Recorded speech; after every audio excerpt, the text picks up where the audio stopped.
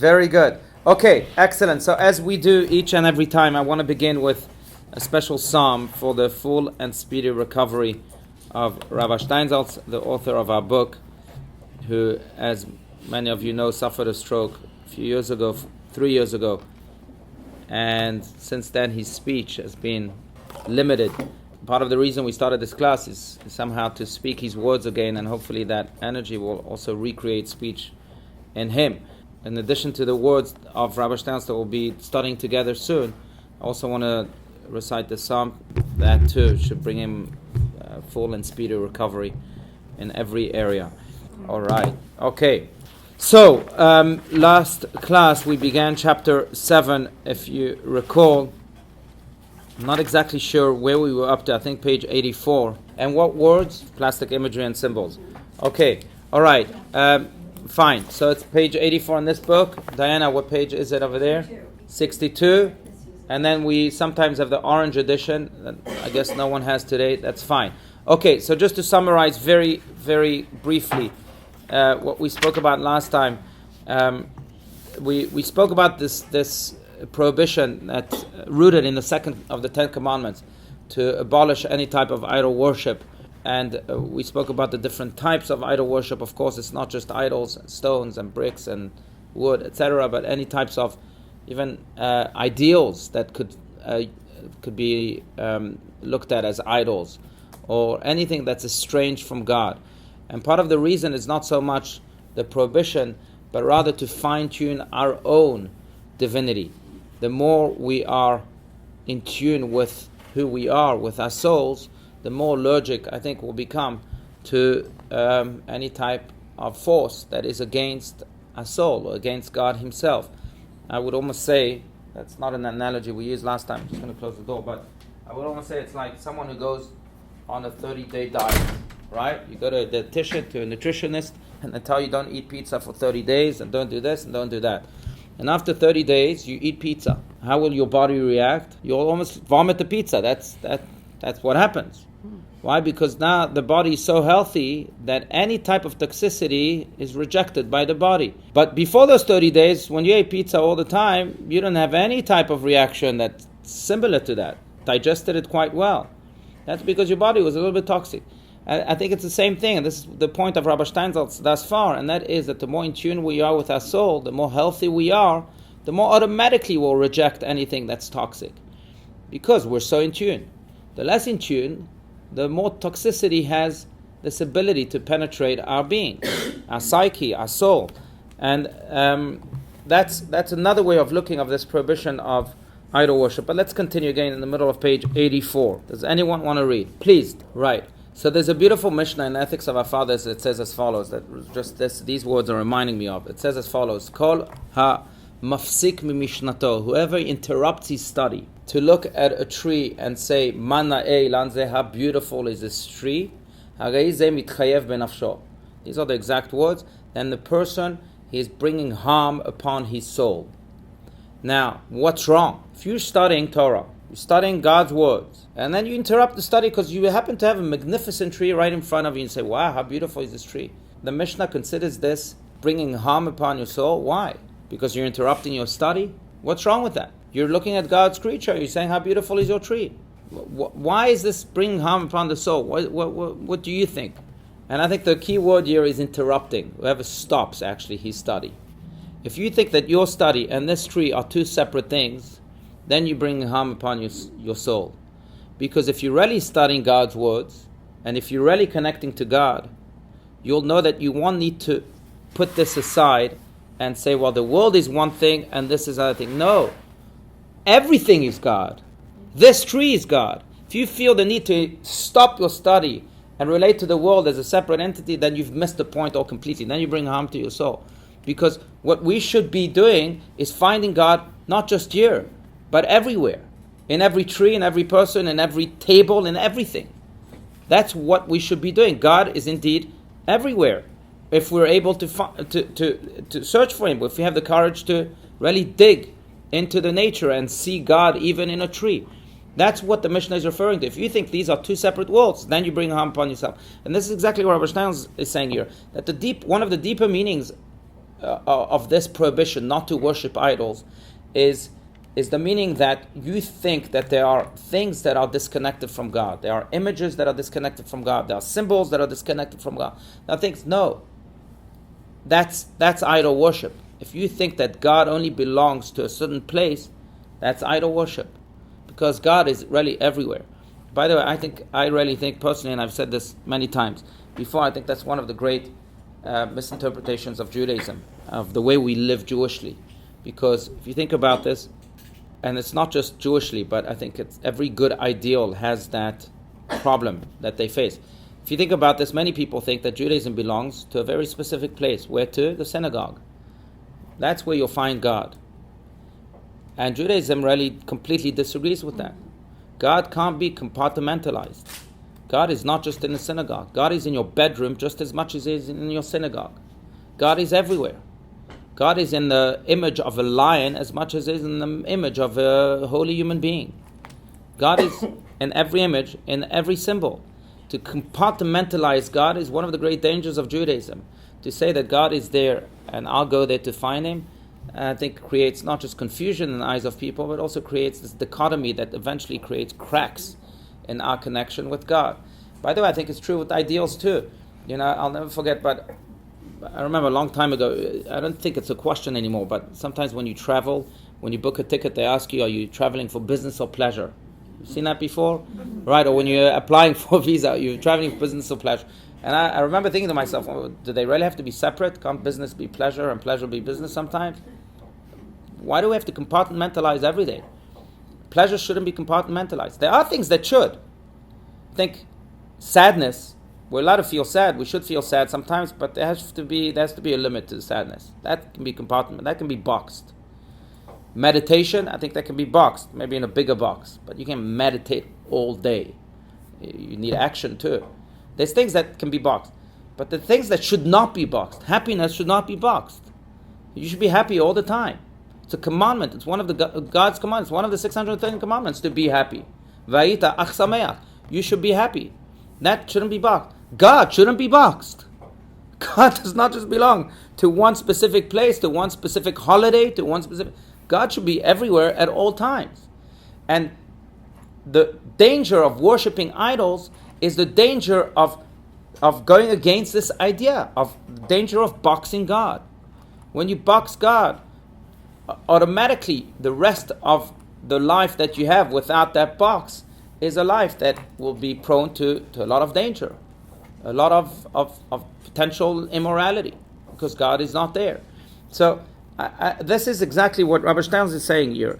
Everything, every image, every symbol, everything should belong to God. The minute you divorce a symbol from God, you're worshipping an idol and you bring harm to yourself, maybe even to humanity. Yes, Barry. There could be many reasons for that, right? But I think it's actually a beautiful thing. That's part of the, as they call it in Yiddish, there's a word for it, geschmack. Have you ever heard of that word? Yeah. It's part of the geschmack. It's part of the great pleasure of studying Torah, where it's almost like, I think it happens to musicians, it happens to artists, where you don't feel yourself anymore. Right. You're like going to this ecstasy and you're just creating. Same year, I think when you study Torah, I think it happens a lot when you study Torah, because if you think about this, the study of Torah is very unique. By the way, the Jewish religion, or Judaism, I don't call Judaism a religion, but Judaism is the only faith or religion, however you want to call it, that considers the study itself a mitzvah. Study, in order to study, is a mitzvah. Other religions say, well, you have to study in order to be able to perform this mitzvah. So it's more like a guide. Judaism, the study of Torah is a mitzvah in of itself. Why? Because when you study Torah, you're actually connecting your mind with God's mind. That connection is that mitzvah. Now, when that really happens, then yes, then those moments will come about, because then your mind, all of a sudden, it's like touching electricity, like you're going on a tantrum, like you said. It's like you're touching God's mind. And I think that's the ultimate part of studying Torah. So I think it's a divine experience, not at all anything but a divine experience. It's the aha moment, or the eureka moment, as they call it in Greek the philosophy, yes. Yeah, so that's when it can become less divine. So you're right, and that's a good point, because that shows the flip side of this. It's actually, his yahrzeit was yesterday, by Rabbi Steinsaltz of Liadi, who's the author of the Tanya, which is probably the most important Hasidic philosophy book. It's a book that said everything that Freud said way before Freud, 300 years ago, and more. Steinsaltz of Liadi he had to raise his grandchildren because his son or his daughter, one of his children, passed away early, and she or he left young children, so he had to raise them. And they all lived in the same house. Back in the day, all the families, lived all in the same house. Anyway, Rabbi Steinsaltz of Liadi late at night was studying Torah. His son was studying Torah, and there was a baby sleeping. One of the babies of the house was sleeping in his crib. And if I remember the story accurately, but the point of the story is this, that in the middle of the night, as the father and the son were studying Torah, each separately, each in their own rooms, the baby woke up. And he was crying and crying, and he was crying so much that he fell off his crib and he continued to cry. The grandfather heard the cry of the baby. The son did not. He was so immersed in his study that he didn't hear the cry. The grandfather was also immersed in his study, but he did hear the cry. So he went in the middle of the night, he calmed the baby down, put him down in his crib. The baby went back to sleep, and he went back to his study. In the morning, he called his son and he said, I don't know if you're aware, but this baby in our house fell out of his crib last night and he was crying. You were closer to him. I would have expected you to do what I did. And he said, really? I wasn't aware. He was crying. I was so immersed in my study that I didn't hear the cry of the baby. And the Alter Rebbe then told him, Rabbi Steinsaltz told him, then that's when you know that study has no place. If study forbids you from listening to the cry of a little baby, then it has no place. And by the way, the Lubavitcher Rebbe, Rabbi Steinsaltz of blessed memory, used that story to teach us of our own purpose, of our own generation's purpose, and that is that there are so many babies crying. How dare we seal ourselves in his Williamsburg and Borough Park and Bnei Brak and say, you know what, we're just going to study Torah all day long. Babies crying. How can we study Torah while babies are crying? But that's when you know you might have a aha moment and a eureka moment and a divine moment, but it's only as good as they are, as it is experienced when you're alone. But if you have babies crying around you, then it stops being divine. Let's continue on a little bit more. Bottom of page 84. Precisely because I just want to note this also has very stark halachic implications. For example, one is not allowed to draw God, according to Maimonides, according to Jewish law. Not allowed to draw God. Some people, some artists throughout history have drawn God in all sorts of shapes. Sometimes God was with a big white beard. Sometimes God is like the sun, with its own rays. Sometimes God appears in all sorts of different ways. In Roman culture, you see it a lot. In Babylonian culture, too. In Judaism, you can't. Why? Because by drawing God, you'll be limiting God. You'll be saying that this is how God looks like. This is his picture. That picture is not God.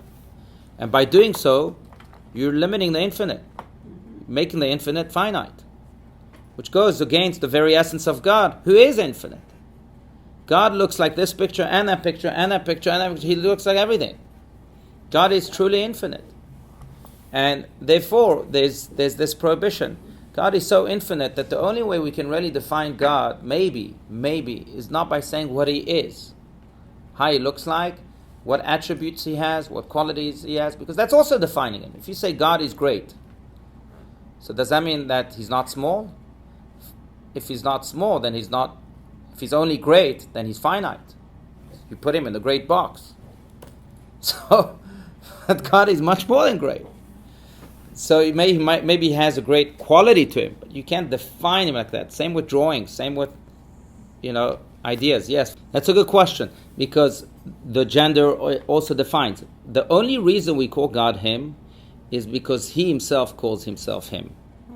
In the Torah, God appears as a he. Vayedaber Hashem al Moshe, and he spoke, not vatedaber, not she spoke, not even an it spoke. Or Bereshit bara, the first verse is he created, not she created, not with the hey bara, without a hey, which is a he. So if he calls himself a he, then we'll call him a he. Does that mean that he's defined by a he? No, he's not defined by anything. But otherwise, how are we going to call him? Everything, even that's defining him. The everything said. But again, we have the permission to call him a he because he calls himself a he. So there's God's demonstrations in this world, right? There's the way he exhibits himself. Sometimes he exhibits himself in a feminine way, which is the Shekhinah. Sometimes in a masculine way. Sometimes he exhibits himself compassionately. Sometimes he exhibits himself with judgment. So there's God's, exhibitions in this world, but the very essence of God is way beyond definition. By the way, this has also very, very clear implications, but go ahead. So, absolutely, and that's why Rashi, the foremost commentary from France, from Troyes, France, he writes that Lo dibra Torah ela kilshon bnei Adam, which means that the Torah spoke in the human language. For us to be able to relate to it. Right, otherwise we wouldn't be able to relate to it. But what this also means, the fact that God is infinite, is that therefore we can't say that God is like a CEO who only takes care of the big decisions of the company. But he doesn't have time for those small little decisions. You know the story about the beggar and the wealthy man at the Western Wall? This beggar is crying to God, God, I don't have food. God, I don't have money for my next meal. I need $100 from you. Please, at least $100. Do this for me. And this wealthy man, he's trying to pray, but he can't concentrate because the beggar, he's shouting to God that he needs $100. So he tells the beggar, here's $100. Get away. Now let me pray to God by myself. But in a way, that's the ultimate crooked image of God. That as if God only has time for the big prayers, for the big decisions. He's not a finite being. He's not a CEO. God's biggest request is equal to his smallest request. That's what infinite is. I'll never forget Rabbi Yochanan. And by the way, I want to mention that I really do encourage every one of you. It's going to be just speaking of the aha moments of study. This day is going to have full of aha moments. But on February 17th, Monday, February 17th, which is President's Day, we have here in Scottsdale a Soul Conference, which is based on the book of Rabbi Steinsaltz called The Soul. It's a newer book of his. Maybe it's the next book we should learn after this. But it's a tremendous book. But we'll have speakers from across the world. By the way, it's a national conference, so we'll have people here from New York and other places.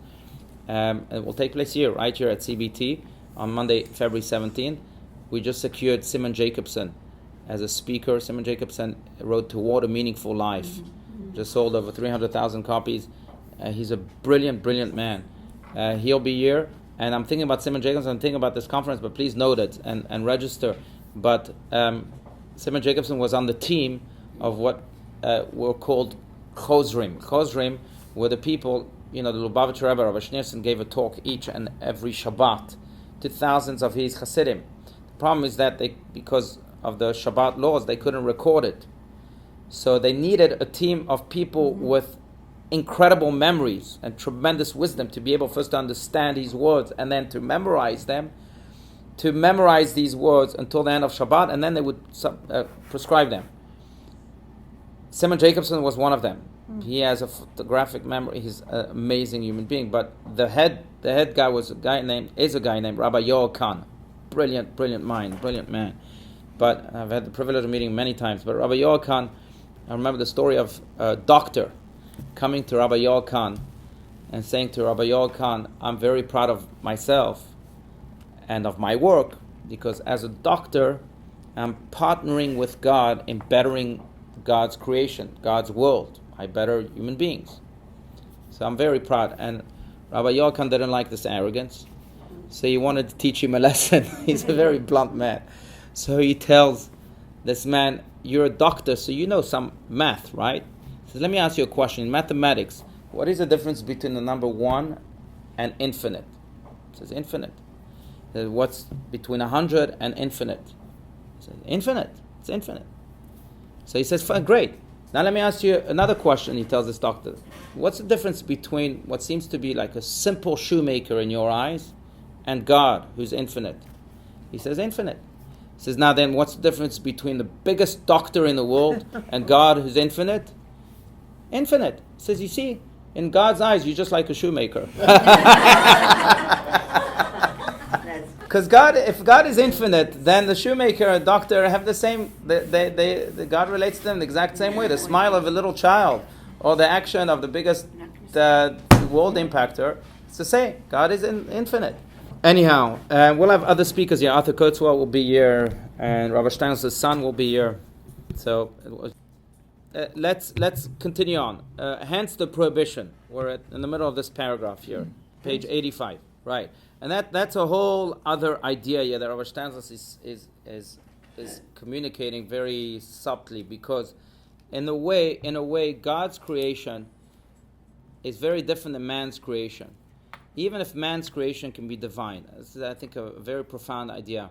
Let me use a different analogy. I would say Rabbi Steinsaltz writes this in another book of his called Simple Words. It's a great book, where he defines different words.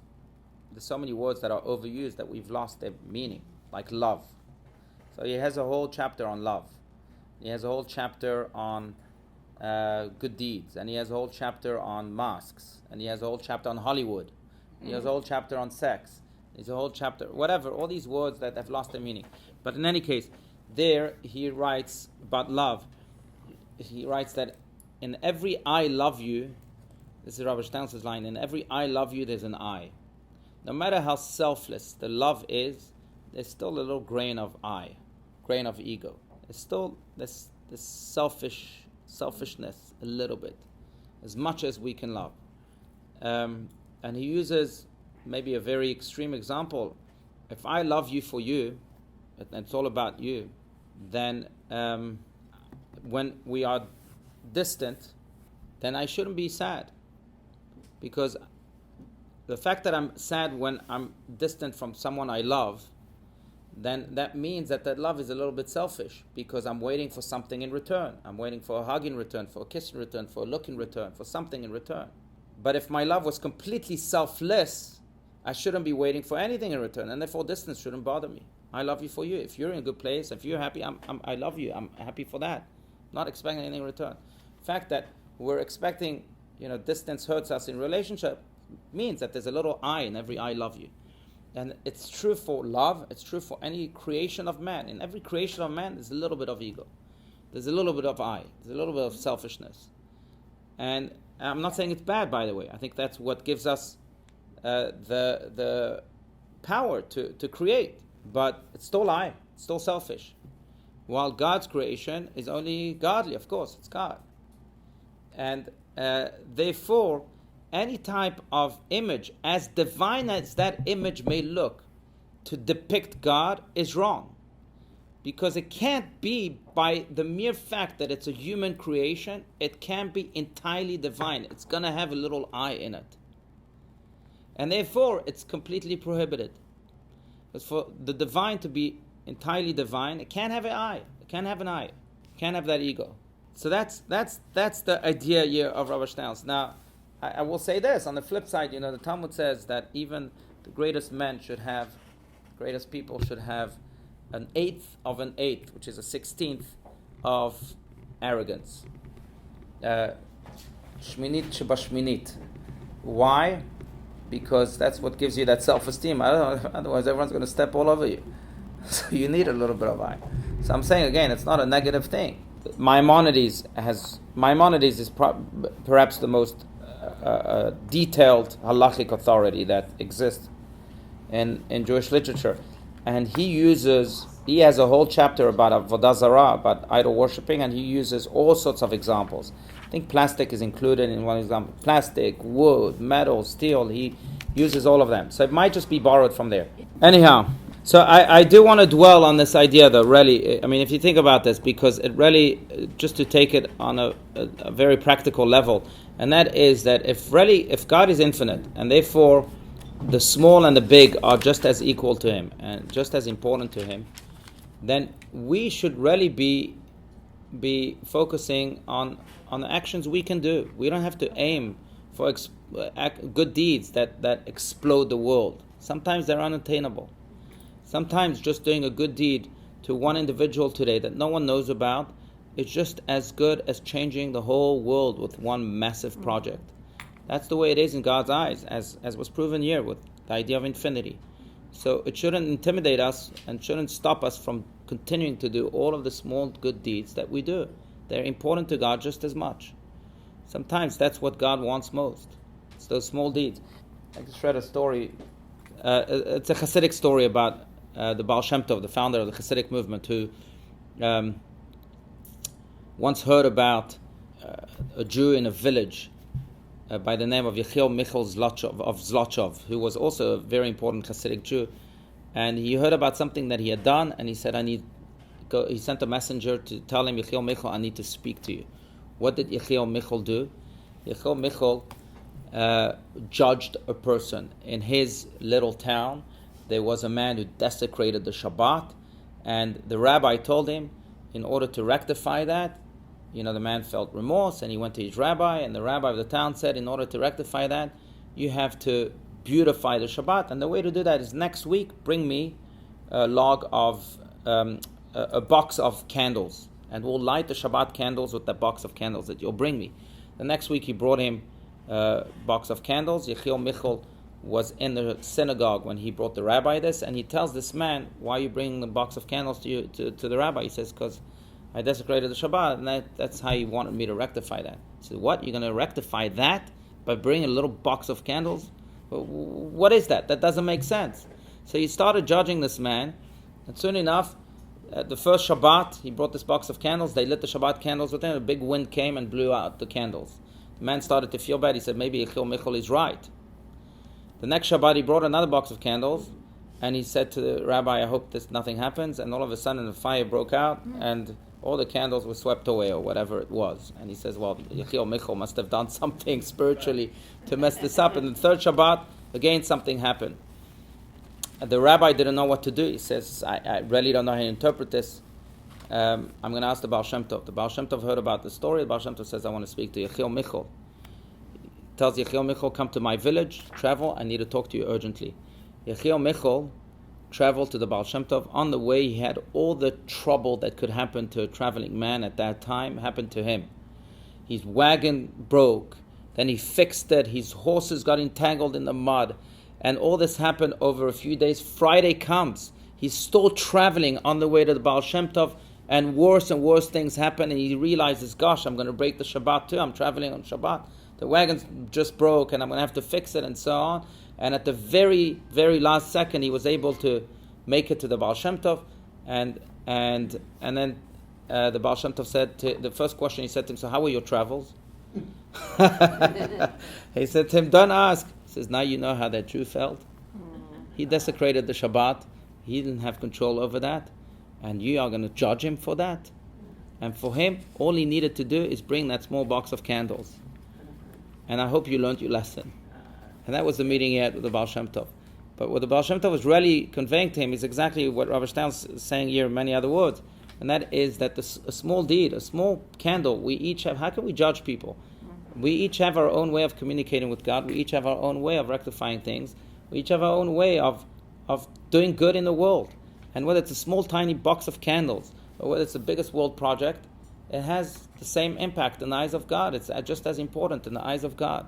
And therefore, again, we're not just talking about idol worship, but it should almost propel us to continue to work on small deeds each and every day, because really they count most, sometimes even more than, or at least as much as the biggest deeds.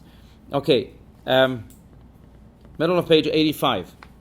Disinclination. Maybe just a few more lines. Oh, wow. Right, so now Rabbi Steinsaltz is transitioning, and we'll dwell on this paragraph next time, because our time is up. But what he's transitioning into is this big idea that maybe we'll let resonate in our mind, and that is that what you see is not what you get. Yeah. And there's so much more to what we see. Yeah. It's true in everything in life. This table is not just a piece of wood. There's so much more that came to creating this table. So it is with human beings, so it is with everything. So much more. And what it is that there's a whole spiritual world, or many spiritual worlds, that are behind everything that we see. And to put it this way, we live in a world where we can only see bodies, but we can't see souls. Imagine it was the opposite, where we lived in a world where we could see souls, but could not see bodies. Our world would be so much more profound, so much more beautiful, and so much more spiritual. And in a way, we have to strive to obtaining that type of vision. And this is what Rabbi Steinsaltz is going to do now with the next few paragraphs. Yes, beautiful. Okay, thank you so much.